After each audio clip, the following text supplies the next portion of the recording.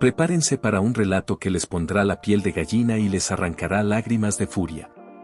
Hoy desentrañamos la verdad detrás de uno de los íconos más amados de México, un coloso de la balada romántica, un vocalista cuya música, nacida de su corazón y su pluma, conquistó fronteras y mares. Un verdadero fenómeno global. Pero, oh destino implacable. Tras ser uno de los cantantes más venerados, más queridos, más aclamados de América Latina, la muerte, disfrazada con la traición más vil, llamó a su puerta. No fue un final cualquiera, no. Fue a manos del sobrino de su propia esposa, en un acto tan cobarde, tan injusto, tan cruel que hiela el alma de cualquiera. Una traición familiar que sacude hasta al más duro. Comenzamos esta historia desgarradora. Pero antes, un favor, amigos queridos. Déjenos un like, un pequeño clic para que la memoria de nuestras leyendas, de esos titanes que nos hicieron vibrar, nunca se apague. Mantengamos viva la llama de Agustín Villegas. Desde su infancia más temprana, cuando apenas era un pequeño que levantaba un palmo del suelo, muchos lo llamaban con cariño el Toco Cibaya. Sus padres, con una fe casi profética, vieron en él un talento único, un diamante en bruto, y lo apoyaron sin reservas, llevándolo con orgullo a eventos escolares, fiestas de barrio, donde su voz infantil ya comenzaba a tejer los primeros hilos de su leyenda. Imagínenlo, un niño prodigio, afinando notas que años después harían suspirar a millones. A los 14 años, sí, han oído bien, 14 años, cuando otros apenas exploran el mundo, él ya componía, plasmando en papel las melodías que le susurraba su alma. Ese comienzo fulgurante ocurrió en el lejano 1962, un año que quedó grabado en la historia de la música romántica. Fue entonces cuando se unió a Los Solitarios. Los Solitarios, una banda que vagaba como alma en pena buscando desesperadamente un vocalista. El destino, siempre caprichoso, los cruzó con Agustín. Reconocieron en él, en su juventud, en su mirada llena de sueños, al eslabón perdido que los llevaría a la cima. Desde ese momento mágico, el grupo quedó sellado, una hermandad musical. Daniel López, el visionario fundador, conocido como Piqui Rogelio, con su maestría instrumental marcando el compás exacto, y el joven Agustín, la voz que enamoraría.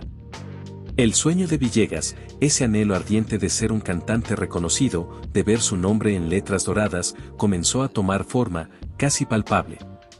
Para finales de los 60, en una década de cambios y efervescencia, Los Solitarios ya no eran desconocidos.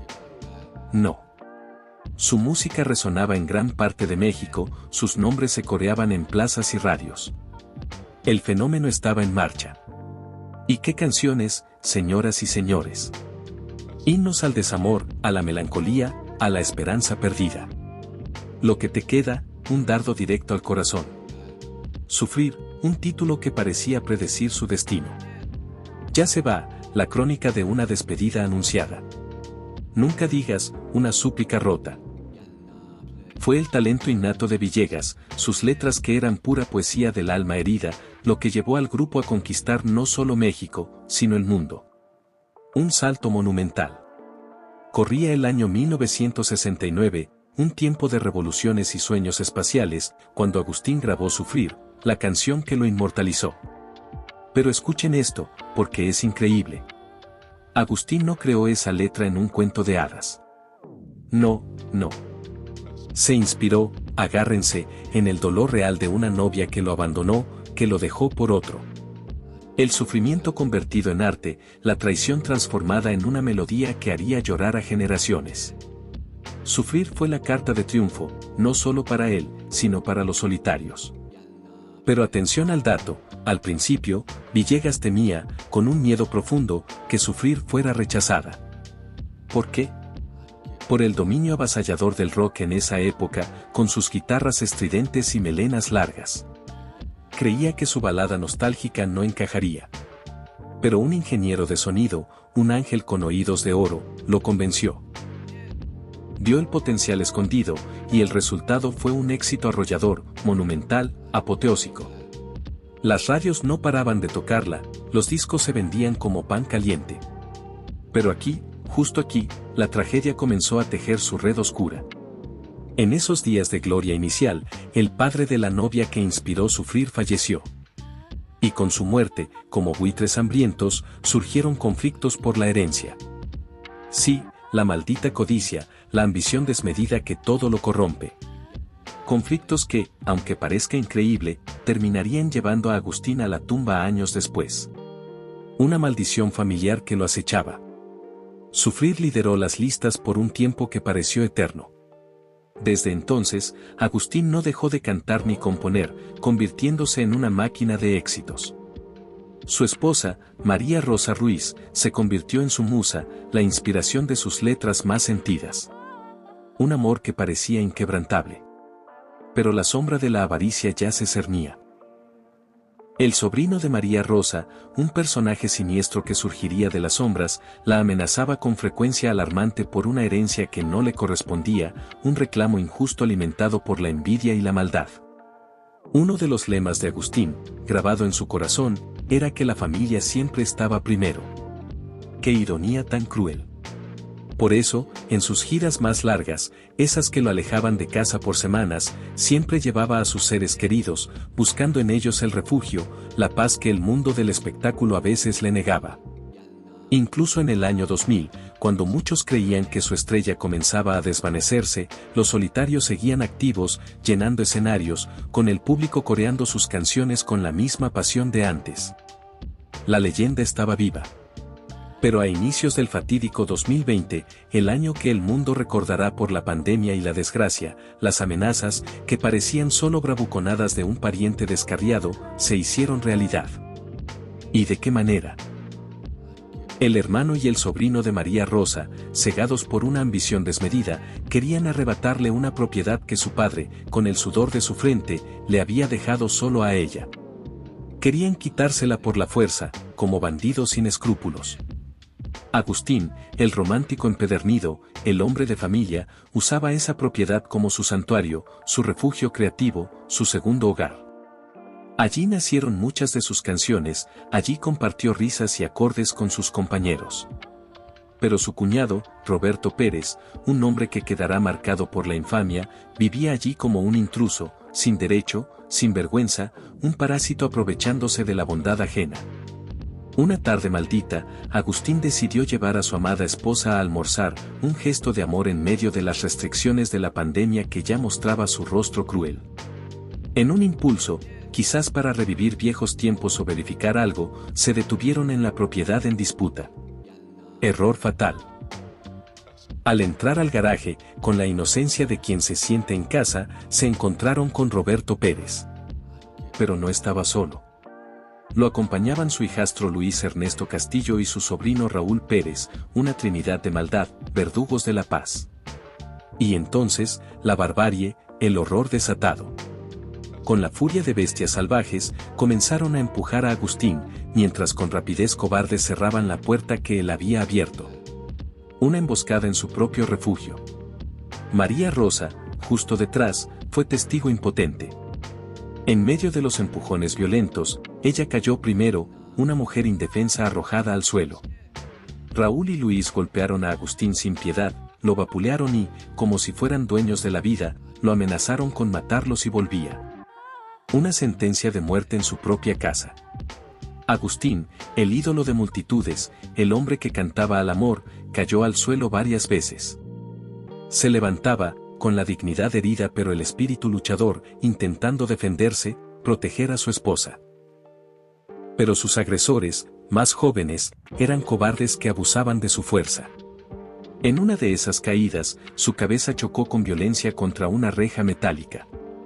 Un impacto seco, terrible.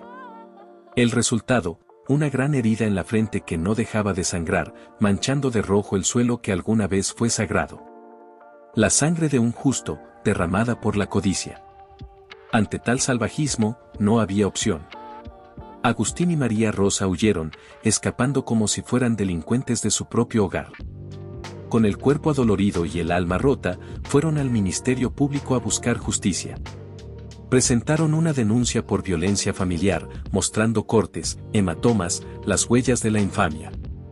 Y hay más, un video, que circuló ampliamente y debería ser prueba reina en cualquier tribunal, muestra cómo los agresores golpearon y empujaron a Agustín y María Rosa sin piedad, causando graves lesiones que sellarían su destino. Tras la paliza, Agustín fue internado. Los golpes, los hematomas y el trauma dejaron un corte horizontal en su frente, una marca de la brutalidad. Esa herida, que parecía superficial, complicó su salud. Lo que parecía resolverse con la denuncia empeoró. Agustín, el hombre de la voz de terciopelo, comenzó a quedarse ronco. Su don, su herramienta, afectado por la violencia. Su cuello se hinchó alarmantemente. Apenas podía hablar, cada palabra era una tortura, salivaba en exceso y sufría un dolor agudo, insoportable, un calvario. Esa noche, en una carrera contra el tiempo, lo llevaron de urgencia al hospital. Pero aquí comenzó una cadena de negligencias. Le recetaron aspirinas, sí, aspirinas, para un hombre brutalmente golpeado con síntomas graves. Con esa receta, lo mandaron a casa, donde el infierno continuó. Tomar medicamentos era un suplicio, no encontraba posición para dormir, el dolor lo acosaba. Obligado a dormir sentado, era una imagen desoladora de un ídolo caído. A la mañana siguiente, su estado empeoró drásticamente. Se ahogaba, luchaba por cada respiro como un náufrago. Lo llevaron de nuevo al hospital, la segunda peregrinación en menos de 24 horas. Los médicos, al fin, vieron la gravedad, sus vías respiratorias estaban obstruidas. Le practicaron una traqueotomía de emergencia, un tubo en la garganta para respirar. La imagen de la vulnerabilidad absoluta. La operación fue exitosa al principio, y pudo respirar sin máquinas, pero su salud seguía pendiendo de un hilo. Sin embargo, la pandemia de COVID-19, que ya asfixiaba los hospitales, mostró su crueldad. Lo dieron de alta en 3 días, con un optimismo quizás más iluso que real, diciendo que podía recuperarse en casa. Pero el destino tenía otros planes, planes funestos. 4 horas después de llegar, solo 4 horas, Agustín sufrió una embolia, un coágulo asesino en sus venas. Su familia, desesperada, lo llevó de vuelta a urgencias. Estabilizado, recobró algo de fuerza y, bajo recomendación médica, fue dado de alta otra vez. Pero la tregua fue un espejismo. Días después, otra embolia lo golpeó. El terror se instaló en el hogar Villegas. Este problema persistió, obligándolo a un ir y venir constante a urgencias, un peregrinaje de dolor. Una resonancia magnética reveló el horror, ataques cerebrales, pequeños infartos en su cerebro, causados directamente por los golpes en la cabeza. La violencia de sus familiares políticos lo mataba lentamente. Le recetaron un cóctel de medicamentos, incluyendo una inyección diaria, un pinchazo que recordaba su calvario. Pero los costos médicos, astronómicos en plena crisis, endeudaron a su familia, que pidió préstamos y organizó colectas, una humillación para salvar a un grande. Agustín decayó emocionalmente. El brillo en sus ojos se apagó, la esperanza se desvaneció. Hablaba cada vez menos, su voz de oro se silenciaba. Comer era un suplicio, tragar una tortura, caminar una hazaña imposible, no podía sostenerse solo. El roble se derrumbaba. En una decisión polémica, los médicos lo dieron de alta en camilla, diciendo que no podían mantenerlo por el riesgo de COVID-19. Lo enviaron a casa a morir, para no ocupar una cama. Delgado, una sombra de sí mismo, sus hijos se comunicaban con gestos, buscando una última sonrisa, un último destello de reconocimiento. Agustín Villegas, el ídolo, la leyenda, el símbolo romántico de México, falleció el 6 de mayo de 2020, a los 76 años, tras otra embolia, la definitiva. En ese momento desgarrador, no había médicos ni ambulancias para el llamado desesperado de su hijo Ali, que lo vio apagarse, sosteniendo su mano, solo en casa, sin ayuda médica. Un final indigno para un rey de la canción. La familia, rota pero indignada, exigió justicia, con pruebas abrumadoras de que la agresión causó su muerte. No fue natural, fue un homicidio diferido. Todos los que lo conocieron, que vibraron con su música, que se enamoraron con sus letras, lloraron su injusticia. Daniel López, de Los Solitarios, su hermano musical, expresó su dolor. Mi compañero de toda la vida, Agustín Villegas, vocalista original, ha fallecido. Que Dios lo guarde en sus brazos. La denuncia, en el expediente 15.236 de Tijuana, es un número frío para una tragedia ardiente. Pero no hay justicia. Los culpables siguen libres, disfrutando la vida que le robaron. Solo hay una medida cautelar, protección para la familia, que reconoce el peligro pero no castiga el crimen. El sufrimiento de Agustín terminó, pero la pesadilla de su familia no. Daniel López donó 1,000 pesos para los gastos funerarios, y la Sociedad de Autores prometió reembolsos, pero la miseria humana no tiene límites. Surgieron acusaciones entre familiares de un robo a Agustín en sus últimos días, aprovechándose de su agonía. Carroñeros disputando despojos. La disputa familiar sigue, un circo de codicia y rencor sobre su tumba.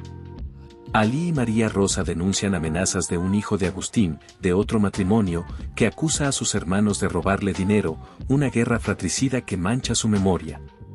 El video de la agresión muestra a Agustín protegiendo a María Rosa, un acto de amor que le costó la vida.